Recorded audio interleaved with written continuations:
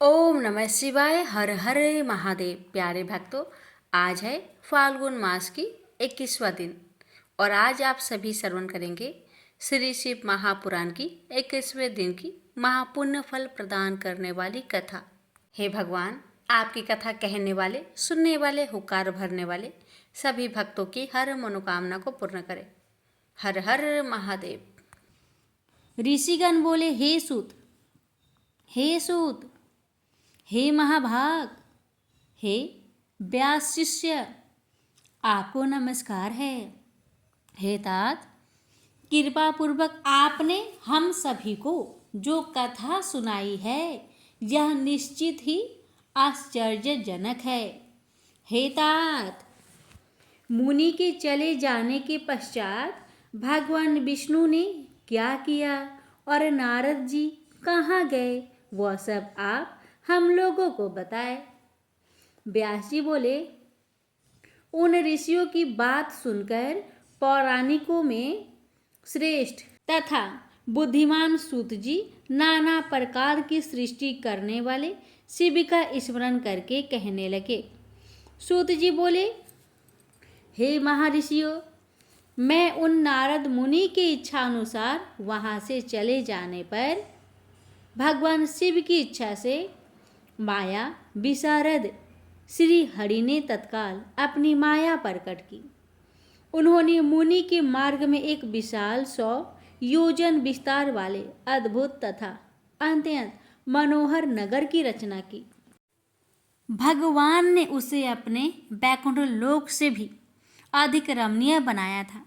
नाना प्रकार की वस्तुएं नगर की शोभा बढ़ाती थी। वहाँ स्त्रियों और पुरुषों के लिए बहुत से विहार स्थल थे। वे नगर चारों वर्णों के लोगों से युक्त था। वहाँ शीलनिधि नामक ऐश्वर्यशाली राजा राज्य करते थे। वे अपनी पुत्री का स्वयंवर करने के लिए उद्धत थे, अतः उन्होंने महान उत्सव का आयोजन किया था।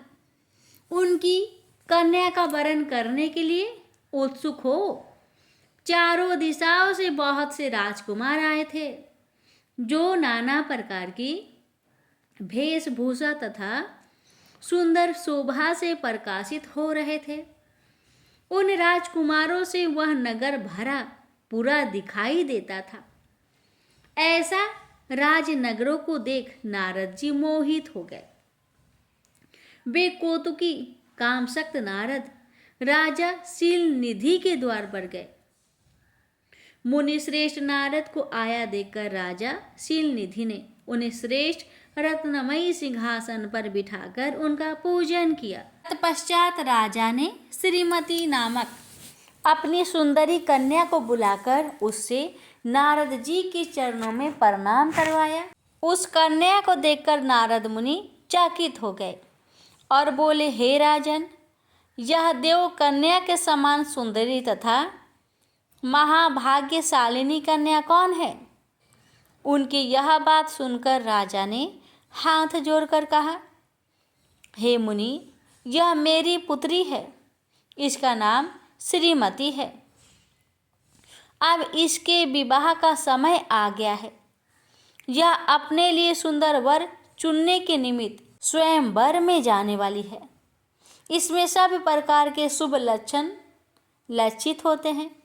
हे महर्षि, आप जनमत जातक ग्रहों के अनुसार इसका संपूर्ण भाग्य बताइए और यह मेरी पुत्री कैसा वर प्राप्त करेगी यह भी कहे।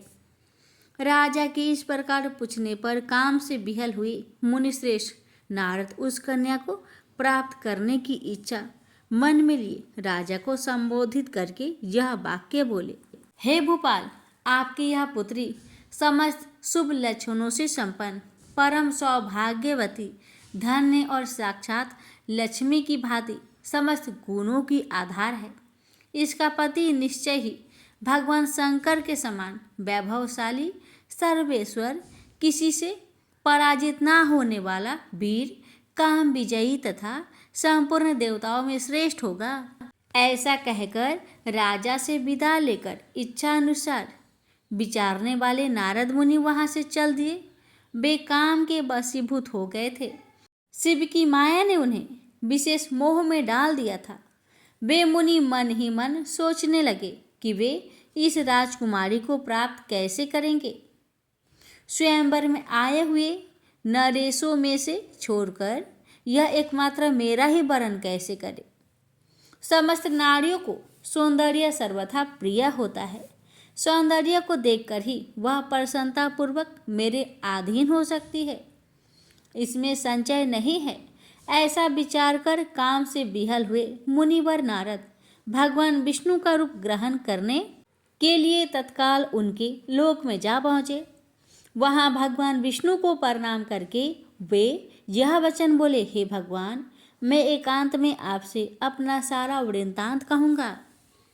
तब बहुत अच्छा यह कहकर शिव इच्छित कर्म करने वाले लक्ष्मीपति श्रीहरि नारद जी के साथ एकांत में जा बैठे और बोले, हे मुने, अब आप अपनी बात कहिए। अब केशव से मुनि नारद जी ने कहा। नारद जी बोले, हे भगवान, आपके भक्त जो राजा शीलनिधि है, वे सदा धर्म पालन में तत्पर रहते हैं। उनकी एक विशाल लोचना कन्या है जो बहुत ही सुंदरी है। उसका नाम श्रीमती है। वह जगमोहिनी के रूप में विख्यात है और तीनों लोक में सबसे अधिक सुंदरी है। हे विष्णु, आज मैं शीघ्र ही उस कन्या से विवाह करना चाहता हूँ। राजा शीलनिधि ने अपनी पुत्री की इच्छा से स्वयंवर रचाया है, इसलिए चारों दिशाओं से वहाँ हजारों राजकुमार आए हुए हैं। यदि आप अपना रूप मुझे दे दे तो मैं उसे निश्चित ही प्राप्त कर लूँगा। आपके रूप के बिना वह मेरे कंठ में जयमाला नहीं डालेगी। हे नाथ, मैं आपका प्रिय सेवक हूँ, अतः आप मुझे अपना स्वरूप दे दीजिए, जिससे वह राजकुमारी श्रीमती निश्चय ही मुझे वरण कर ले। हे महर्षियों, नारद मुनि की ऐसी बात सुनकर भगवान मधुसूदन हंस पड़े और शंकर के प्रभाव का अनुभव करके उन दयालु प्रभु ने उन्हें इस प्रकार उत्तर दिया।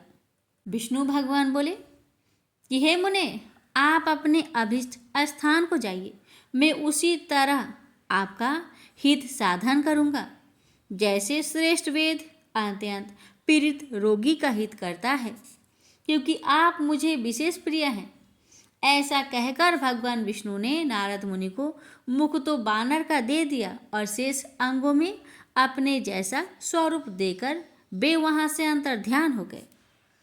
भगवान की पूर्वोक्त बात सुनकर और उनका मनोहर रूप प्राप्त हो गया समझकर नारद मुनि को बड़ा हर्ष हुआ। वे अपने को कृत्य मानने लगे, किंतु भगवान के प्रयत्न को वे समझ ना सके। तदंतर मुनिश्रेष्ठ नारद शीघ्र ही उस स्थान पर जा पहुँचे जहाँ राजा शीलनिधि ने राजकुमारों से भरी हुई स्वयंवर सभा का आयोजन किया था। राजपुत्रों से घिरी हुई वह दिव्य स्वयंवर सभा दूसरी इंद्र सभा के समान अत्यंत शोभा पा रही थी।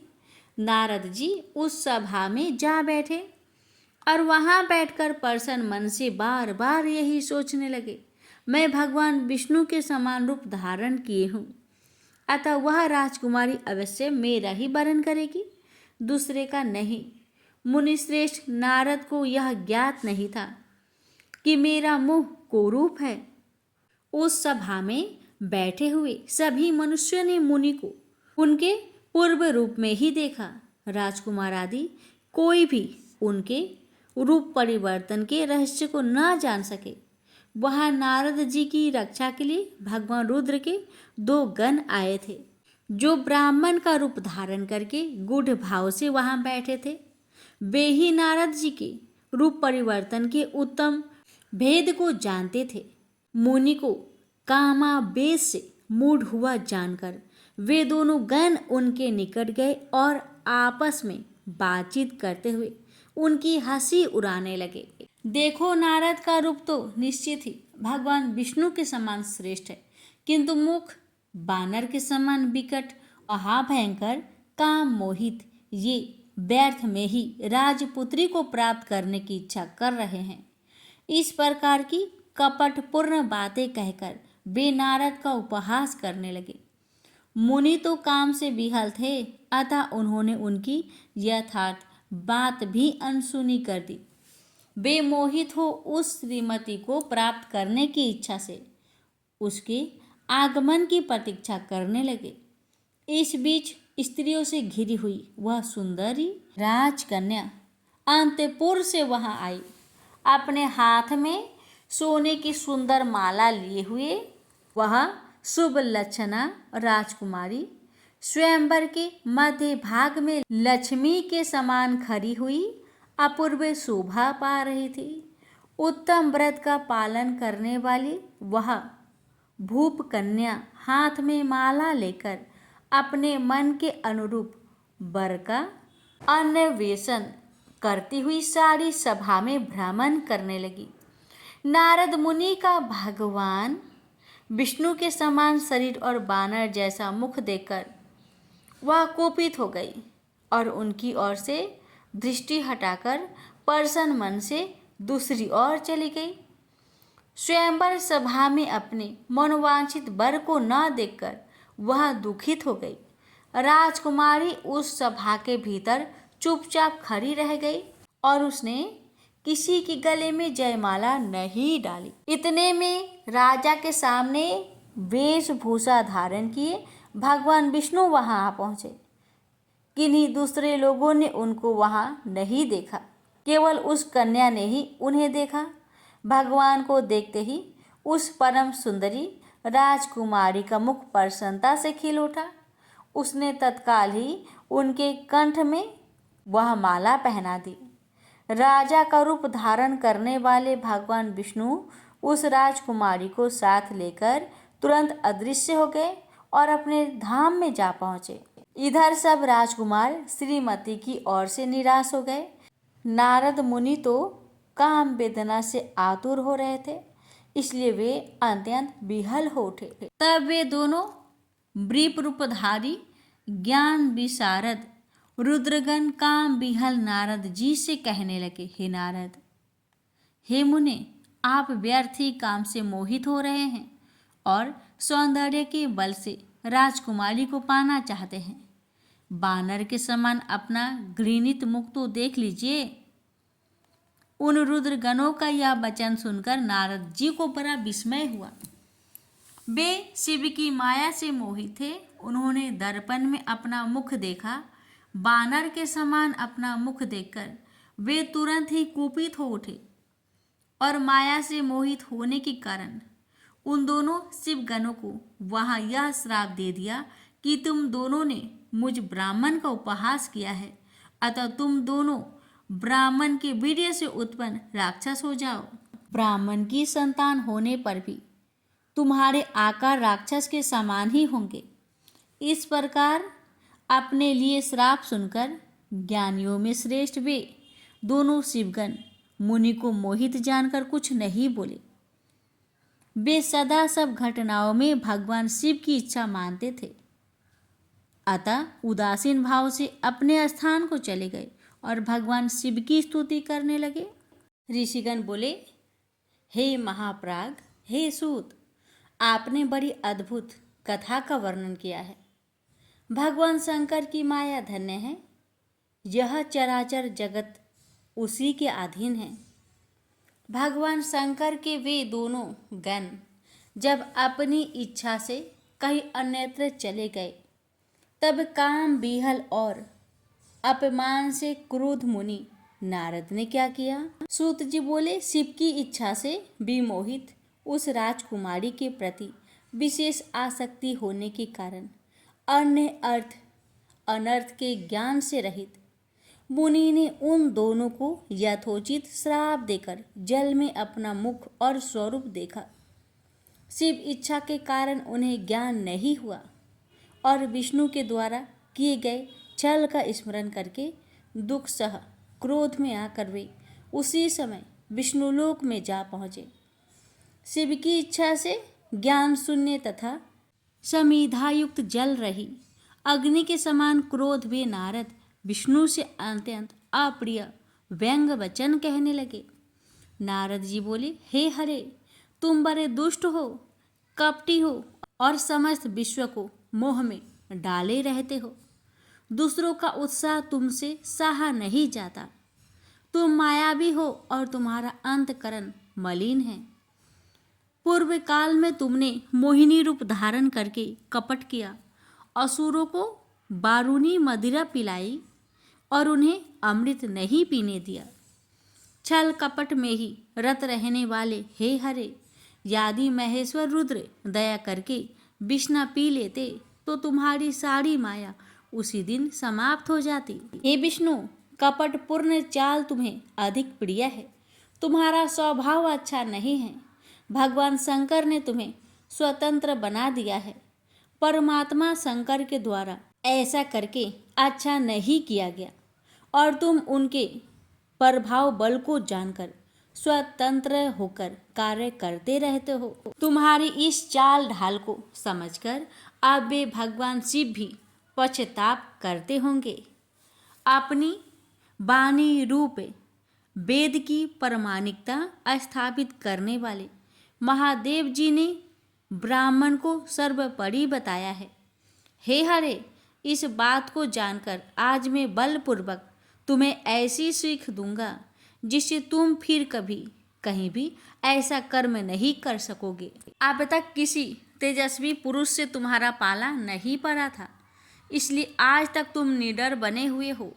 परंतु हे विष्णु, अब तुम्हें अपने द्वारा किए गए कर्म का फल मिलेगा। भगवान विष्णु से ऐसा कहकर माया मोहित नारद मुनि अपने ब्रह्म तेज का प्रदर्शन करते हुए क्रोध से खिन्न हो उठे और श्राप देते हुए बोले, हे विष्णु, तुमने स्त्री के लिए मुझे व्याकुल किया है। तुम इसी तरह सबको मोह में डालते रहते हो। यह कपटपूर्ण कार्य करते हुए तुमने जिस स्वरूप से मुझे संयुक्त किया था, उसी स्वरूप से हे हरे, तुम मनुष्य हो जाओ और स्त्री के लिए दूसरों का दुख देने वाले तुम भी स्त्री के वियोग का दुख भोगो। तुमने जिन बानरों के समान मेरा मुंह बनाया था, वे ही उस समय तुम्हारे सहायक हो। तुम दूसरों को स्त्री विरह का दुख देने वाले हो, अतः स्वयं भी तुम्हें स्त्री के वियोग का दुख प्राप्त हो और अज्ञान से मोहित मनुष्य के समान तुम्हारी स्थिति हो। अज्ञान से मोहित हुए नारद जी ने मोहबस श्री हरि को जब इस तरह श्राप दिया, तब उन विष्णु ने शंभु की माया की प्रशंसा करते हुए उस श्राप को स्वीकार कर लिया। तदंतर महालीला करने वाले शंभु ने अपनी उस विश्व मोहिनी माया को, जिसके कारण ज्ञानी नारद मुनि भी मोहित हो गए थे, खींच लिया। उस माया के तिरोहित होते ही नारद जी पूर्ववक्त शुद्ध बुद्धि से युक्त हो गए। उन्हें पूर्ववक्त ज्ञान प्राप्त हो गया और उनकी सारी व्याकुलता जाती रही। इससे उनके मन में बड़ा विस्मय हुआ। वे पश्चाताप करके बार बार अपनी निंदा करने लगे। उस समय उन्होंने ज्ञानी को भी मोह में डालने वाली भगवान शंभु की माया की सराहना की। तदंतर यह जानकर कि माया के कारण ही मैं भ्रम में पड़ गया था, वैष्णव शिरोमणि नारद जी भगवान विष्णु के चरणों में गिर पड़े। भगवान श्री हरि ने उन्हें उठाकर खड़ा कर दिया। उस समय अपनी दुर्बुद्धि नष्ट हो जाने के कारण वे बोले, माया से मोहित होने के कारण मेरी बुद्धि बिगड़ गई थी, इसलिए मैंने आपके प्रति बहुत दुर्वचन कहे हैं। हे नाथ, मैं आपको श्राप तक दे डाला है। हे प्रभु, उस श्राप को आप मिथ्या कर दीजिए। हाय, मैंने बहुत बड़ा पाप किया है। अब मैं निश्चय ही नरक में पड़ूंगा। हे हरे, मैं आपका दास हूँ, अतः बताइए मैं क्या उपाय, कौन सा प्रायश्चित करूँ जिससे मेरा पाप समूह नष्ट हो जाए और मुझे नरक में ना गिरना पड़े। ऐसा कहकर शुद्ध बुद्धि वाले मुनि शिरोमणि नारद जी पुनः भक्ति भाव से भगवान विष्णु के चरणों में गिर पड़े। उस समय उन्हें बड़ा पश्चाताप हो रहा था। तब श्री विष्णु उन्हें उठाकर मधुर वाणी में कहने लगे। विष्णु बोले, हे तात, खेद मत कीजिए, आप मेरे श्रेष्ठ भक्त हैं। इसमें संचय नहीं है। मैं आपको एक बात बताता हूँ, सुनिए। उससे निश्चय ही आपका परम हित होगा। आपको नरक में नहीं जाना पड़ेगा। भगवान शिव आपका कल्याण करेंगे। आपने मत से मोहित होकर जो भगवान शिव की बात नहीं मानी थी, उसकी अवहेलना कर दी थी, उसी अपराध का ऐसा फल भगवान शिव ने आपको दिया है, क्योंकि वे ही कर्म फल के दाता हैं। आप अपने मन में यह दृढ़ निश्चय कर लीजिए कि भगवान शिव की इच्छा से ही यह सब कुछ हुआ है। सबके स्वामी परमेश्वर शंकर ही गर्भ को दूर करने वाले हैं। वे ही पर ब्रह्मा है, परमात्मा है। उन्हीं का सच्चिदानंद रूप से बोध होता है। वे निर्गुण है, निर्विकार है और सत्व, रज तथा तम इन तीनों गुणों से परे हैं। वे ही अपनी माया को लेकर ब्रह्मा, विष्णु और महेश इन तीन रूप में प्रकट होते हैं। निर्गुण और सगुण भी वे ही हैं। निर्गुण अवस्था में उन्हीं का नाम शिव है। वे ही परमात्मा, महेश्वर, पर ब्रह्मा, अविनाशी, अनंत और महादेव आदि नामों से कहे जाते हैं। उन्हीं की सेवा से ब्रह्मा जी जगत के स्पष्टा हुए हैं। मैं तीनों लोकों का पालन करता हूँ और वे स्वयं ही रुद्र रूप से सदा सबका संहार करते हैं। वे शिव रूप से सबके साक्षी हैं, माया से भिन्न और निर्गुण है। स्वतंत्र होने के कारण वे अपनी इच्छा के अनुसार चलते हैं। उनका विहार, आचार, व्यवहार उत्तम है और वे भक्तों पर दया करने वाले हैं। हे नारद मुने, मैं आपको एक सुंदर उपाय बताता हूँ जो सुखद, समस्त पापों का नाश करने वाला और सदा भोग एवं मोक्ष देने वाला है। आप उसे सुनिए। अपने समस्त संचय को त्याग कर आप भगवान शंकर के सुयश का गान कीजिए और सदा अनन्य भाव से शिव के सतनाम स्रोत का पाठ कीजिए, जिसका पाठ करने से आपके समस्त पाप शीघ्र ही नष्ट हो जाएंगे। इस प्रकार नारद से कहकर दयालु भगवान विष्णु ने उनसे पुनः कहा, हे मुने, आप शोक ना करें। आपने तो कुछ किया ही नहीं। ये सब तो भगवान शंकर ने अपनी इच्छा से किया है, इसमें शंका नहीं है।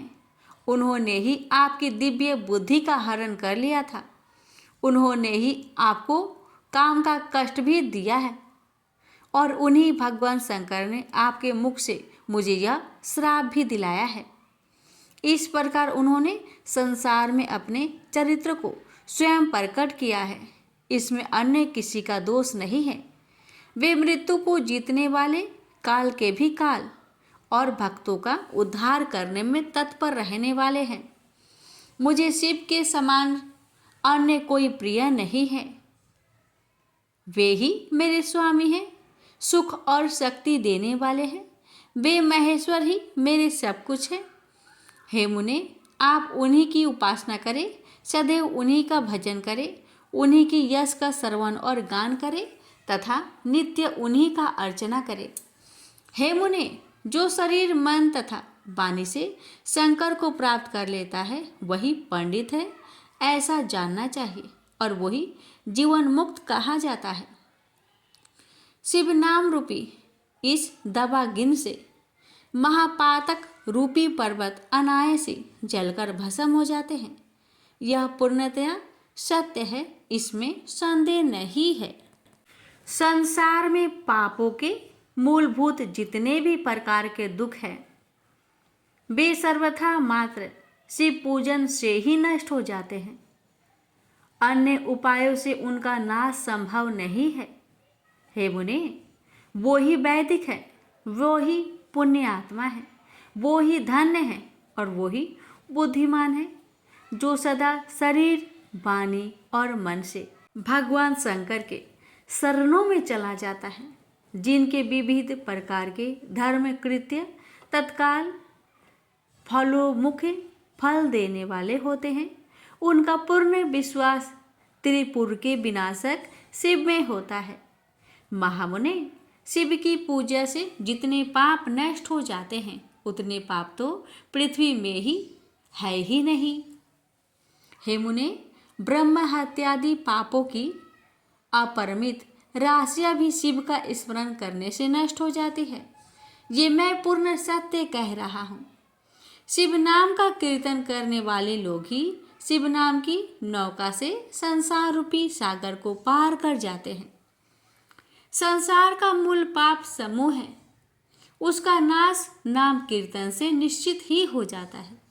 हे महामुने, शिव नाम रूपी कुठार से संसार के मूलभूत पापों का नाश आवश्यक हो जाता है। पाप रूपी दवा नल से दग्ध हुए लोगों को शिव नाम रूपी अमृत पीना चाहिए। पाप की दवा अग्नि से तपे हुए लोगों को उसके बिना शांति देने का कोई अन्य उपाय नहीं मिल सकता। शिव इस नाम की अमृतमयी वर्षा की धारा से नहाए हुए लोग संसार की पापों की दवाग्नि के मध्य रहते हुए भी शोक नहीं करते। इसमें संचय नहीं है। राग देश में निरंतर लगे रहने वाले लोगों की शिव के प्रति भक्ति नहीं होती है, किंतु इसके विपरीत अर्थात पापों से विरत रहने वाले लोगों की मुक्ति तो निश्चित ही होती है। जिसने अनंत जन्मों में अपनी तपस्या से शरीर को जलाया होगा, उसी की भक्ति भवानी प्राण वल्लभ शिव के लिए संभव है। भगवान शिव के प्रति अनन्यता पूर्वक की गई शिव नाम भक्ति के अतिरिक्त अन्य साधारण भक्ति व्यर्थ ही हो जाती है। भगवान शिव के प्रति जिसकी भक्ति एकनिष्ठ तथा असाधारण होती है, उसको ही मोक्ष प्राप्त होता है।